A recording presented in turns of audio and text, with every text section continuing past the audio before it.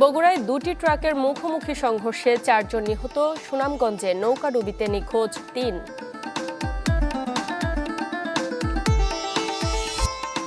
ব্রাহ্মণবাড়িয়ায় দুপক্ষের তুমুল সংঘর্ষে 1 জনের প্রাণহানি, আহত আরও 20 জন।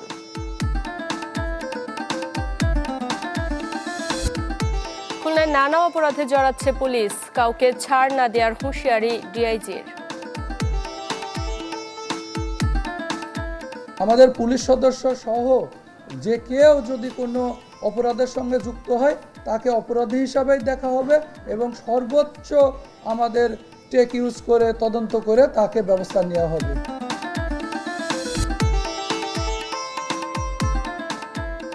আমন্ত্রণ মেগা ডিজিটাল স্কেল দেশ 24-এ আপনাদের সাথে আছি শারমিন মাহমুদ। শুনছিলেন শিরোনাম, এবারে পুরো খবর। বগুড়ার কাহালুতে দুটি ট্রাকের মুখোমুখি সংঘর্ষে প্রাণ গেছে 4 জনের। সকালে বগুড়া নওগাঁ মহাসড়কের বউবাজার এলাকার ঘটনা। পুলিশ জানায় আদমদীঘিতে মাছের রেণুপোনা বিক্রি শেষে বগুড়া শহরে ফিরছিল একটি পিকআপ ভ্যান। পথে একটি বাসকে ওভারটেক করতে গিয়ে বিপরীতমুখী পণ্যবাহী ট্রাকের সাথে মুখোমুখি সংঘর্ষ হয়। এতে চালক সহ 4 জনের মৃত্যু হয়। খবর পেয়ে ফায়ার সার্ভিস গিয়ে নিহতদের মরদেহ উদ্ধার করে। এদিকে শুক্রবার রাতে মোটরসাইকেলে খুলনা থেকে কালিয়াতে যাওয়ার পথে ট্রাকের ধাক্কায় শিশু সহ 2 নারীর মৃত্যু হয়েছে।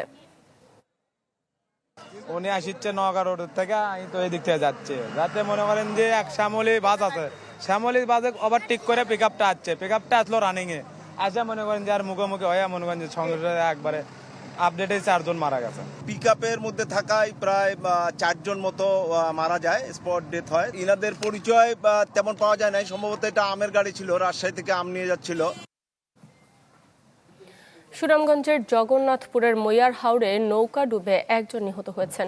নিখোঁজ রয়েছেন আরও 3 জন। স্থানীয়রা জানান, শুক্রবার রাতে বালুচর এলাকায় একটি বাড়িতে কীর্তন ছিল, সেখানে গিয়েছিলেন ভবানীপুরের 9 জন। বাড়ি ফেরার পথে ঝোড়ো হাওয়ায় বৈঠাখালী এলাকায় নৌকা ডুবে যায়। অন্যরা সাঁতরে তীরে উঠলেও নিখোঁজ হন 4 জন। দুপুরে অরুণ দেবনাথ নামের একজনের মরদেহ উদ্ধার করে ফায়ার সার্ভিসের কর্মীরা। বাকিদের সন্ধানে কাজ চলছে।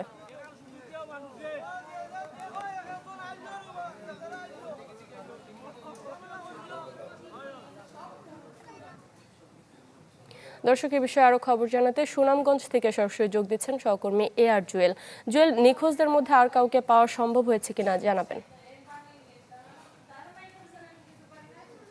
শারমিন, সুনামগঞ্জে গতকালকে রাতে রাত 3টার দিকে আসলে যে নৌকা দুর্ঘটনা করেছে, এখন পর্যন্ত আসলে আজকে সকালে যে একজনের মরদেহ উদ্ধার ছিল, এছাড়া কিন্তু 3 জন এখন পর্যন্ত নিখোঁজ রয়েছেন।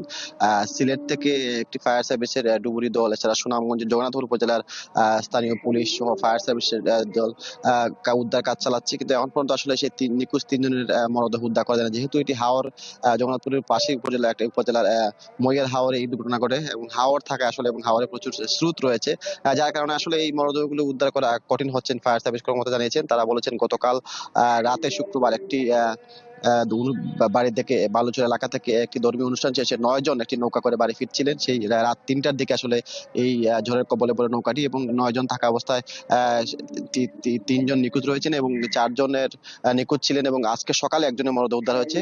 তারপর 3 জন এখনো নিখোঁজ রয়েছেন এবং এরা আসলে একটি সনাতন ধর্মাবলম্বী একটি অনুষ্ঠানে গিয়েছিলেন। এখন পর্যন্ত উদ্ধার কাজ অভিযান চলছে। আসলে এখন পর্যন্ত 3 জনের নিখোঁজের মরদেহ পাওয়া সম্ভব হয়নি, এবং যতক্ষণ পর্যন্ত আসলে এদের মরদেহ উদ্ধার হবে না ততক্ষণ পর্যন্ত তারা বলছেন আজকে পর্যন্ত আসলে ফায়ার সার্ভিস সেই কাজ চালিয়ে যাবে। তবে এখন পর্যন্ত আসলে এদের 3 জন নিখোঁজ 3 জনের মরদেহ উদ্ধার করা যায়নি, এবং থানা পুলিশ এবং জগন্নাথপুর উপজেলা নির্বাহী কর্মকর্তারা বলছেন যে ফায়ার সার্ভিসের একটি দল এবং স্থানীয় পুলিশ সেই উদ্ধার অভিযানে কাজ চালাচ্ছে, এবং সেটি আসলে সন্ধ্যা পর্যন্ত, হয়তো আজকে আলো থাকার পর্যন্ত সেই উদ্ধার কাজ আজকে পর্যন্ত চলবে। তো এখন পর্যন্ত আসলে এই ছিল নৌকাডুবিতে নিখোঁজ 3 জনের সর্বশেষ তথ্য। জুয়েল, ধন্যবাদ আপনাকে। দর্শক, সুনামগঞ্জ থেকে যুক্ত হয়েছিলেন আমাদের সহকর্মী। ব্রাহ্মণবাড়িয়ার বিজয়নগরে ক্ষেতের শসা গরু খেয়ে ফেলা নিয়ে দুপক্ষের সংঘর্ষে 1 জন নিহত হয়েছেন, আহত হয়েছেন আরও 20 জন। পুলিশ জানায়, শুক্রবার বাইকদা বন্দের বাড়ি এলাকার হামদু মিয়ার জমির শসা খেয়ে ফেলে প্রতিবেশী আবুল হোসেনের গরু। এ নিয়ে বাগবিতণ্ডা ও হাতাহাতি হয়। এর জেরে সকালে হামদু মিয়ার বাড়িতে হামলা চালায় আবুল হোসেনের লোকজন। এক পর্যায়ে দেশীয় অস্ত্র নিয়ে সংঘর্ষে জড়ায় দুপক্ষ। এতে ধারালো অস্ত্রের আঘাতে ঘটনাস্থলেই মারা যান হামদু মিয়া। পরে ঘটনাস্থলে গিয়ে পরিস্থিতি নিয়ন্ত্রণে আনে পুলিশ।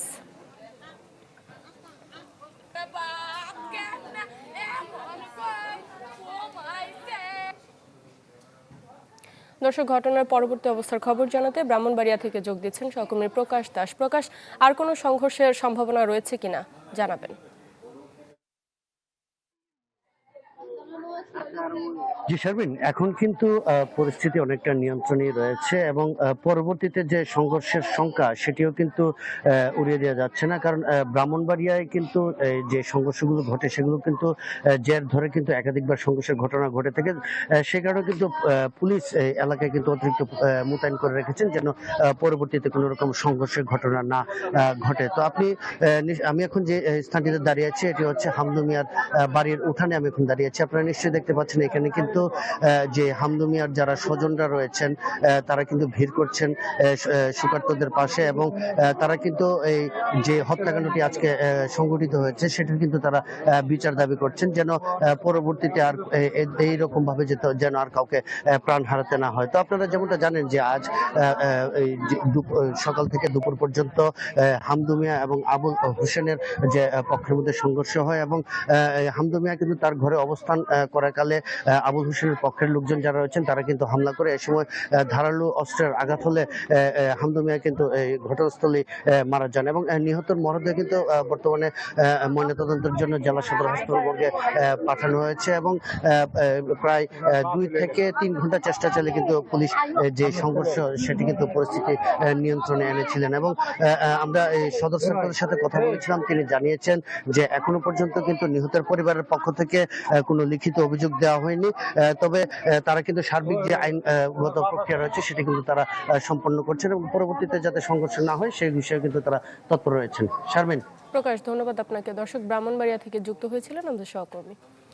বাংলাদেশে এসে মার্কিন বিশেষ দূতের ভারতের রাষ্ট্রদূতের সাথে বৈঠক অপ্রত্যাশিত বলেছেন জামায়াতে ইসলামীর আমির ডক্টর শফিকুর রহমান। দুপুরে সিলেটের এক অনুষ্ঠানে সাংবাদিকদের প্রশ্নের জবাবে জামায়াতে আমির বলেন, বাংলাদেশ ও যুক্তরাষ্ট্রের দ্বিপাক্ষিক বিষয়ে আলোচনা দেশের সরকার ও বিরোধী দলের সাথে হওয়া উচিত, অন্য দেশের সাথে আলোচনা কাম্য নয়। এ সময় তিনি অভিযোগ করেন, নির্বাচন কমিশনে দলীয় লোক বসানো হয়েছে, এ নিয়ে উদ্বিগ্ন তারা।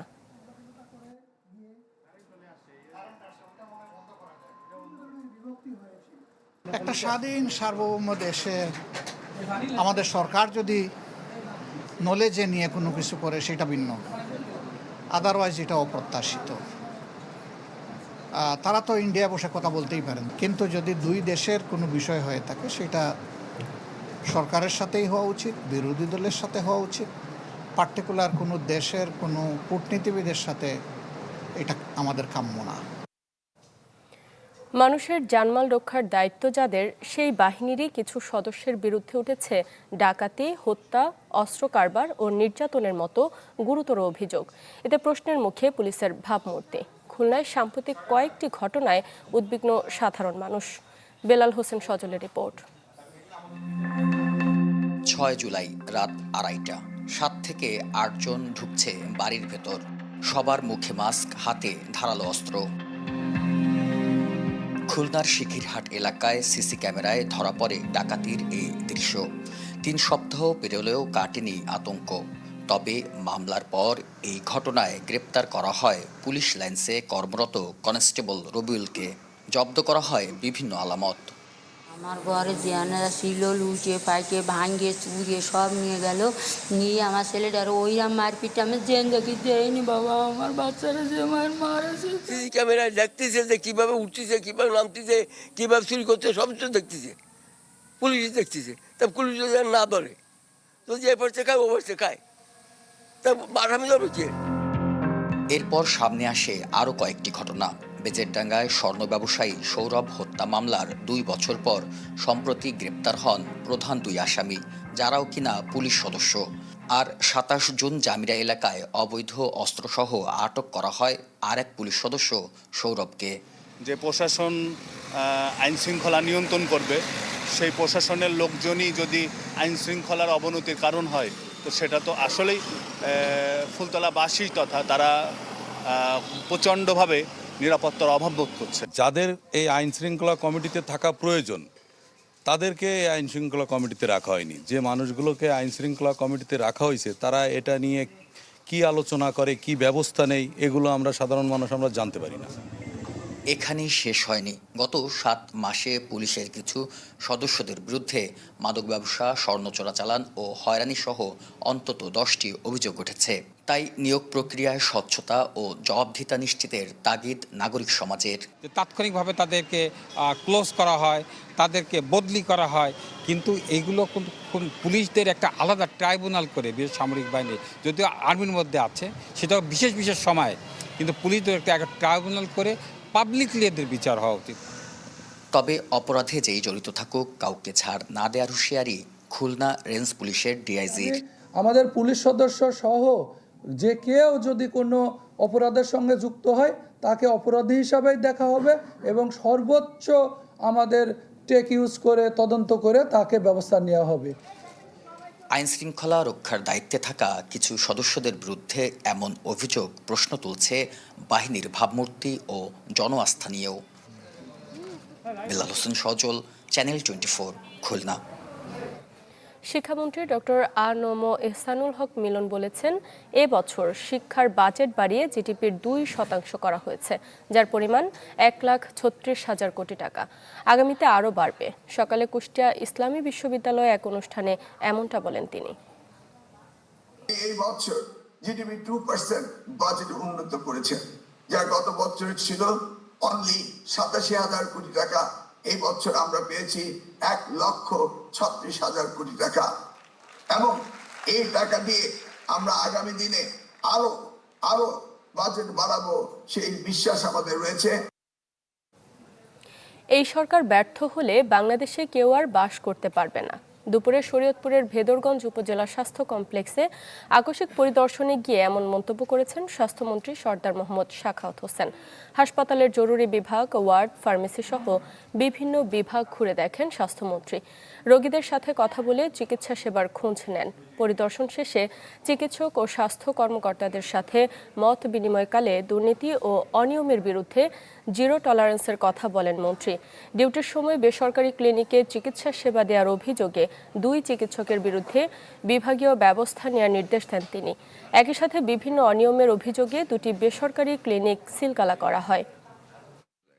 এটা কঠিনভাবে খেয়াল রাখতে হবে আপনাদের। এই সরকার ব্যর্থ হয়, মনে রাখবেন বাংলাদেশে কেউ বাস করতে পারবেন না, কেউ বাস করতে পারবেন না।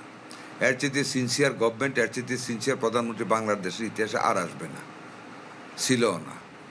আর এইবারের কমিটমেন্ট যদি আমরা ফেল করি জুলাই অভ্যুত্থানের পরে, মনে রাখবেন আমরা শেষ হব না, আপনারাও শেষ হবেন।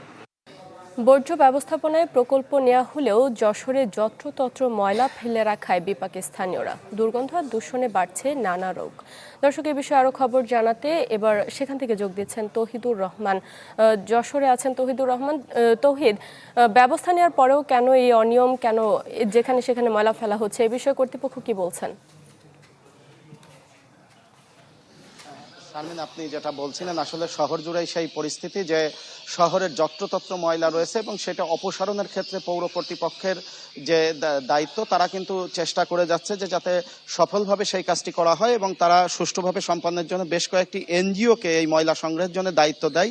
সেই কিন্তু এই এনজিও যাদেরকে নিয়োগ দেয় তারা আসলে বাসা বাড়ি থেকে নিয়মিত ময়লা সংগ্রহ না করার কারণেই শহরে এই যত্রতত্র অবস্থা। এছাড়া আধুনিক বেশ কয়েকটি ডাস্টবিনও বর্তমান কিছুদিন হচ্ছে যে পৌরসভা তৈরি করে দিয়েছে, কিন্তু মানুষের মধ্যে একটি প্রবণতাই আছে যে সেই নির্ধারিত ডাস্টবিনে ময়লা না ফেলে বিভিন্ন জায়গাতে ফেলছে। এই কারণে শহরব্যাপী যে যত্রতত্র ময়লা পড়ে থাকার কারণ। এর বাইরে 2018 সালে কিন্তু এই ময়লা ব্যবস্থাপনার জন্য, আবর্জনা ব্যবস্থাপনার জন্য যশোরে যে ময়লাখানা হিসেবে পরিচিত ছিল, আমি আজকে যেখানে দাঁড়িয়ে আছি এই জায়গাটি পৌরসভার ময়লাখানা হিসেবে পরিচিত ছিল। এখানে 2018 সালে বিশ্বব্যাংকের অর্থায়নে দেশের প্রথম বর্জ্য ব্যবস্থাপনা, সমন্বিত বর্জ্য ব্যবস্থাপনা প্রকল্প তৈরি হয়। এই প্রকল্পের 50 কোটি টাকা ব্যয়। এই প্রকল্পের লক্ষ্য ছিল যে শহরের ময়লা আবর্জনা অপসারণের মাধ্যমে সেই ময়লা থেকে জৈব সার, বায়োগ্যাস এবং বিদ্যুৎ উৎপাদন। কিন্তু দুঃখজনক হলেও সত্য যে এ পর্যন্ত সেটা সেই লক্ষ্যটি আসলে পূর্ণ হচ্ছে না। ক্ষুদ্র পরিসরে কিছুটা জৈব সার উৎপাদিত হলেও বায়োগ্যাস বা অন্য কিছু আর এখানে উৎপাদন করা সক্ষম হয়নি। এর কারণ হিসেবে পৌর কর্তৃপক্ষ বলছেন যে তারা বায়োগ্যাস তৈরি করতে গিয়ে যেটা দেখেছেন যে উৎপাদন খরচের থেকে উৎপাদন খরচ লিমিট ক্রস করছে এবং সেটা গ্যাসের মূল্য থেকে অনেক পড়ে যাচ্ছে, সে কারণে বায়োগ্যাসটা করছে না। এবং এই লোকসান ঠেকাতে এবং ব্যবস্থাপনা একটা নিয়ন্ত্রণে আনতে 22 সালে এই প্রকল্পটি ইজারা দেওয়া হয় একটি বেসরকারি প্রতিষ্ঠানের কাছে।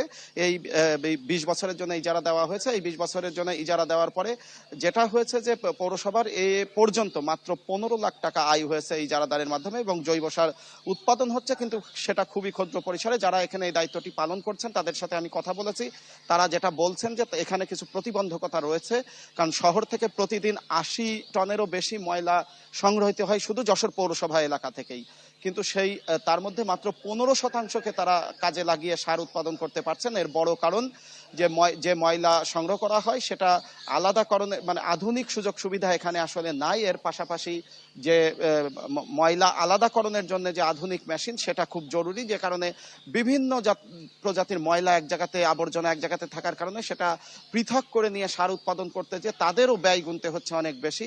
আবার এই ময়লাখানা আগে খুবই মানে নির্জন এলাকা এটা হলেও ঘনবসতি এবং বসতি বৃদ্ধির কারণে এখন এর চারিপাশে কিন্তু বহুতল ভবনও রয়েছে, সরকারি বিভিন্ন স্থাপনা রয়েছে। সেসব এলাকায় কিন্তু ময়লা দুর্গন্ধে, আবর্জনার দুর্গন্ধে মানুষ অতিষ্ঠ হয়ে ওঠে। মাঝে মাঝে জনবিক্ষোভ আমরা লক্ষ্য করি। সেই জনবিক্ষোভ যাতে না হয় এবং দুর্গন্ধ যাতে না ছড়ায় সেটাও ছিল এই প্রকল্পের অন্যতম একটি লক্ষ্য, কিন্তু সেই লক্ষ্য পূরণ করতে পারছে না। বরং এখন নতুন করে এখানকার যে ময়লা আবর্জনার যে পানি সেটা আশেপাশে বের হচ্ছে এবং দুর্গন্ধে সয়লাবি থাকছে আগের মতো। সেই পরিস্থিতিতে বের হতে চান। তবে একটি সুখবর সম্প্রতি দিয়ে গেছেন স্থানীয় সরকার প্রতিমন্ত্রী, তিনি এই প্রকল্পটি পরিদর্শনে এসেছিলেন। তিনি সবকিছু নিজে সরেজমিন দেখার পরে বলেছেন এটি আধুনিকায়নে এবং জনদুর্ভোগ কমাতে যা যা করণীয় তিনি দ্রুততার সাথে পদক্ষেপ নেবেন, এবং পৌর প্রশাসক আমাদেরকে জানিয়েছেন যে তিনি সার্বক্ষণিক এই ব্যাপারে দাপ্তরিক চিঠি এবং যোগাযোগগুলো রক্ষা করছেন। শারমিন। জি তৌহিদ, ধন্যবাদ আপনাকে। দর্শক, যশোর থেকে যুক্ত হয়েছিলেন আমাদের সহকর্মী। নরসিংদীতে গ্যাস সংকটে ব্যাহত 3 শতাধিক কারখানার উৎপাদন। এমন অবস্থায় ছাঁটাই আতঙ্কে শ্রমিকরা। পরিবহন খাতেও দেখা দিয়েছে বিপর্যয়, যদিও তিতাস কর্তৃপক্ষের আশ্বাস শিগগিরই হবে সমাধান। উৎপাদন বন্ধ থাকায় কারখানায় স্থবিরতা, অলস সময় পার করছেন শ্রমিকরা। গ্যাস সংকটে এমন অবস্থা, দেশে কাপড়ের চাহিদার বড় যোগান দেয়া জেলা নরসিংদীর বেশিরভাগ শিল্প কারখানার। বিশেষ করে মাধবদী, চোয়ালা, ঘোড়াদিয়া, মেহেরপাড়া ও শেখেরচরে গ্যাস নির্ভর garments, textile, knitting, dyeing, weaving এবং স্পিনিং মিল সহ ছোট বড় প্রায় 300 শিল্প কারখানার একই চিত্র। গ্যাসের পর্যাপ্ত চাপ না থাকায় অনেক কারখানায় চলছে না মেশিন।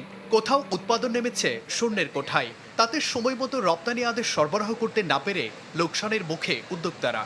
উৎপাদনে না যেতে পারি নাই, এটি সম্পূর্ণ ক্ষতির হিসেবে আমরা কোটি কোটি টাকায় ক্ষতির সম্মুখীন হব। মালামাল সরবরাহ দিতে পারছি না, যার কারণে পার্টিও আমাদেরকে কোনো টাকা পয়সা দিবে না। কারখানার এমন দুরবস্থায় ছাঁটাই শঙ্কায় পড়েছেন শ্রমিকরা। এর মধ্যে কোনো কোনো কারখানায় কমিয়ে দেওয়া হয়েছে কাজের সময় ও মজুরি। মালিককে আদৌ আমাদেরকে বেতন দিতে পারবে কিনা সে নিয়ে আমি অনেক চিন্তিত। আমাকে গাছ নাই, আমরা দাঁড়ায় খাই, আইয়া আইয়া ঘুরে যাই। আঙ্গো মালিক আঙ্গো বেতন দেবে কিভাবে? গ্যাসের অভাবে নরসিংদীর 17টি ফিলিং স্টেশনের বেশিরভাগই বন্ধ। ফলে গ্যাস চালিত যান চালকদের পাশাপাশি ভোগান্তিতে রোগীসহ সব শ্রেণীর যাত্রীরা।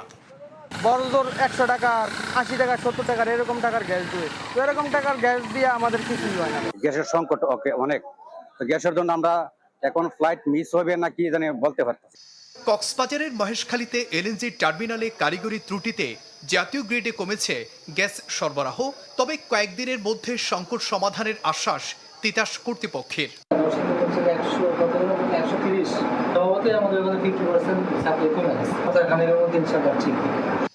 নরসিংদীতে প্রতিদিন 75 মিলিয়ন ঘনফুট গ্যাসের চাহিদা থাকলেও বর্তমানে সরবরাহ হচ্ছে 30 মিলিয়নের মতো। Desk report, channel 24। দর্শক, গ্যাস সংকটের আরও খবর জানাতে মানিকগঞ্জ থেকে সরাসরি যোগ দিচ্ছেন সহকর্মী মোহাম্মদ ইউসুফ আলী। ইউসুফ, মানিকগঞ্জের চিত্রটা একটু জানাবেন। গ্যাস সংকটে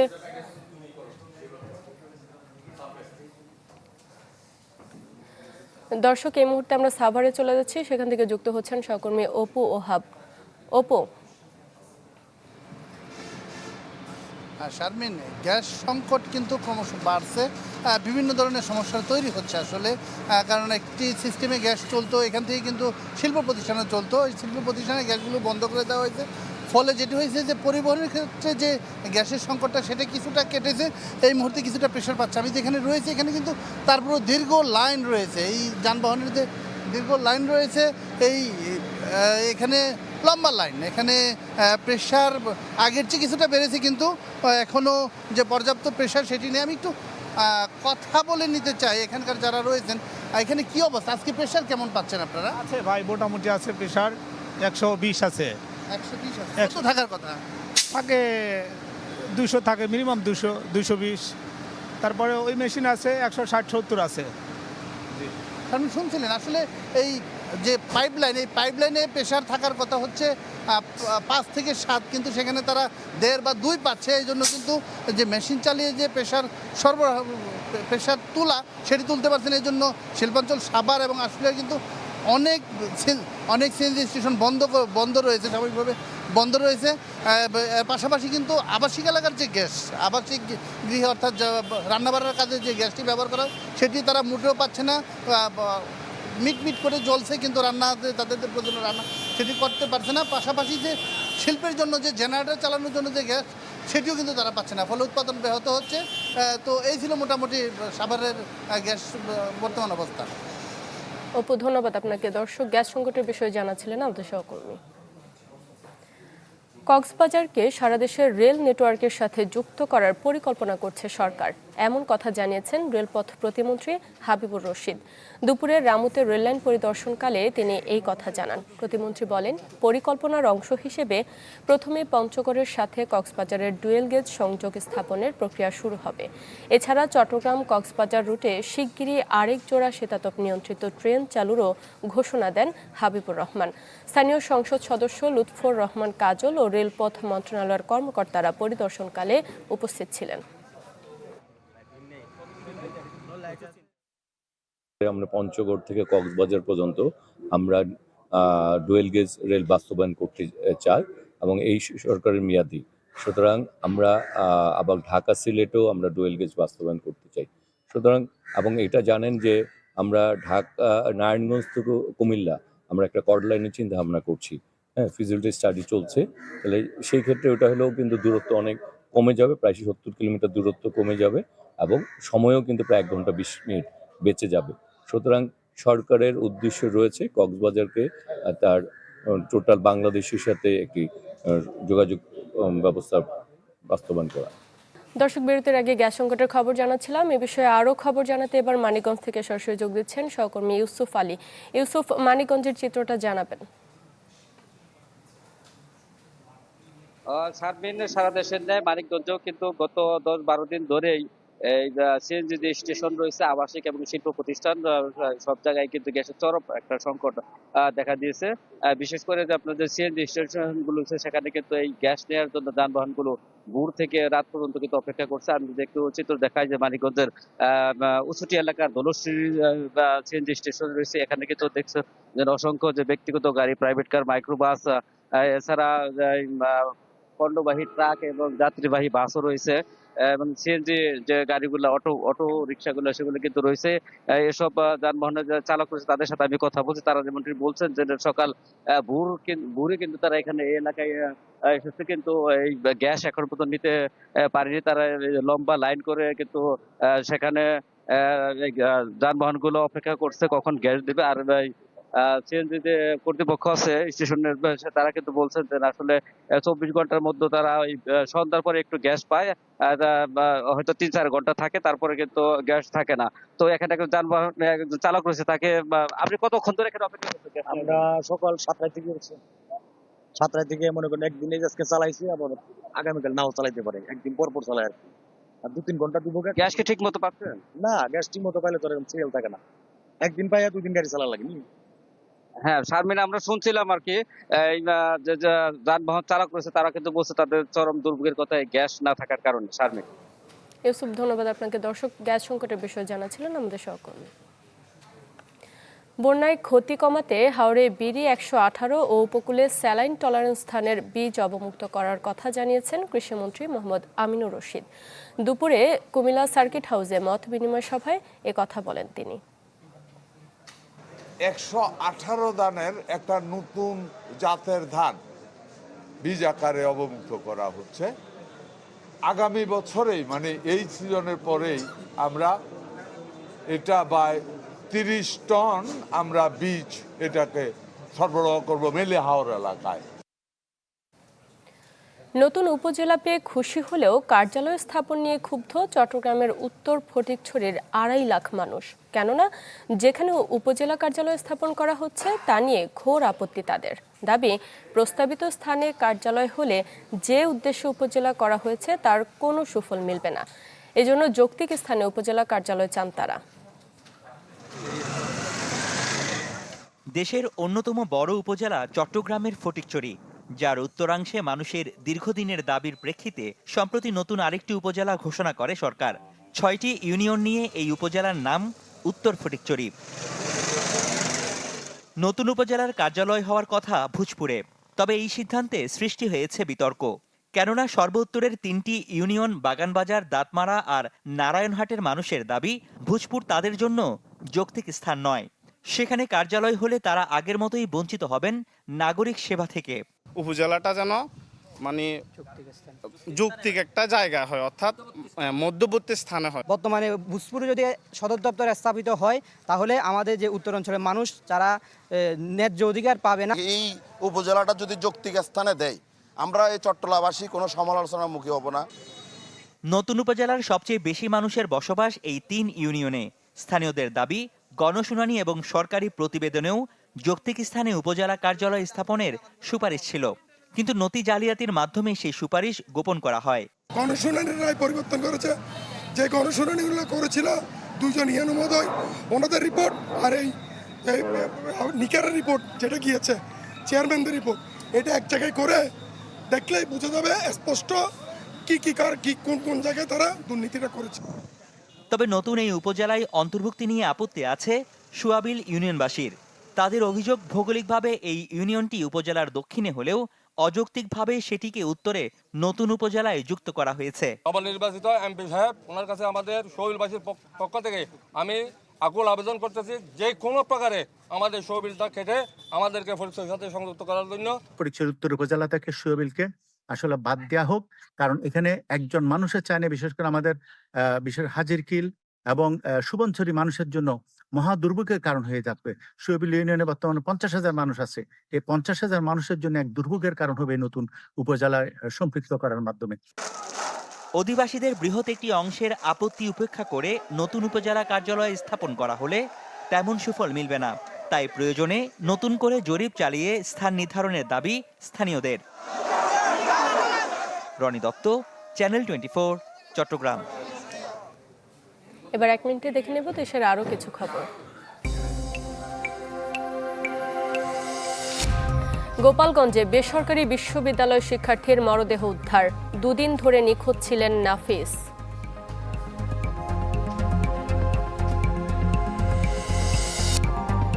চাঁপাইনবাবগঞ্জে রেললাইনের পাশে অজ্ঞাত যুবকের অর্ধগলিত মরদেহ উদ্ধার, পরে নেওয়া হয় মর্গে।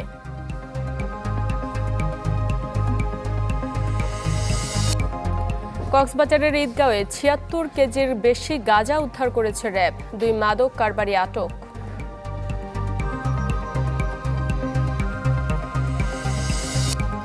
চাঁদপুরের মতলব দক্ষিণে বিক্ষোভ করেছে 11 দলীয় ঐক্যজোট। জুলাই সনদ বাস্তবায়নের দাবি।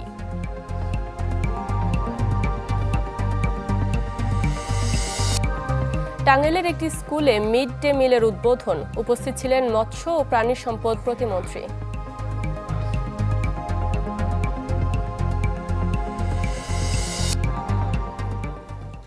দর্শক, এই ছিল মেগা ডিজিটাল স্কেল দেশ 24-এ। এতক্ষণ সাথে থাকার জন্য ধন্যবাদ সবাইকে।